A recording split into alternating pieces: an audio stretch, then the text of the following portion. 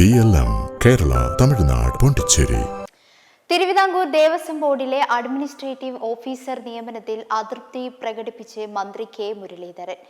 ബോർഡിന് കീഴിൽ വരുന്ന വള്ളിയങ്കാവ് ദേവസ്വം അഡ്മിനിസ്ട്രേറ്ററായി ശ്യാം പ്രകാശിനെയും മറ്റും നിയമിച്ചതിലാണ് മന്ത്രി അതൃപ്തി പ്രകടിപ്പിച്ചത്.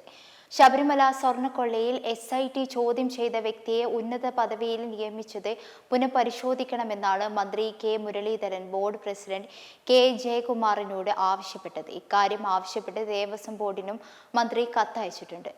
അതേസമയം ശബരിമല സ്വർണ്ണക്കവർച്ച കേസിൽ അന്വേഷണം നേരിടുന്ന ഉദ്യോഗസ്ഥരെ ബോർഡിലെ പ്രധാന തസ്തികകളിൽ നിയമിച്ചുകൊണ്ടുള്ള സർക്കുലർ പിൻവലിക്കാനും തിരുവിതാംകൂർ ദേവസ്വം ബോർഡിനോട് മന്ത്രി ആവശ്യപ്പെട്ടിട്ടുണ്ട്.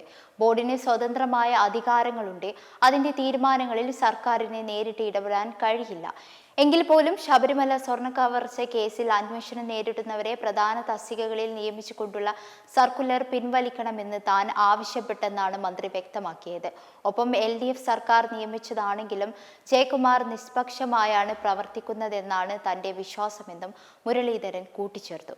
കൂടാതെ സർക്കുലർ തിരുത്തിയില്ലെങ്കിൽ സ്വർണ്ണക്കവർച്ച സംഭവത്തിൽ നിലവിലെ ബോർഡിനും പങ്കുണ്ടെന്ന് സംസ്ഥാന സർക്കാർ അനുമാനിക്കുമെന്നും മന്ത്രി മുന്നറിയിപ്പ് നൽകുന്നുണ്ട്.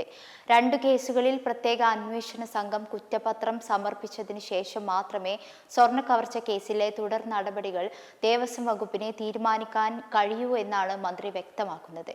ശബരിമല സ്വർണ്ണക്കവർച്ചയുമായി ബന്ധപ്പെട്ട 2 കേസുകളിൽ SIT ഇതുവരെ കുറ്റപത്രം സമർപ്പിച്ചിട്ടില്ല.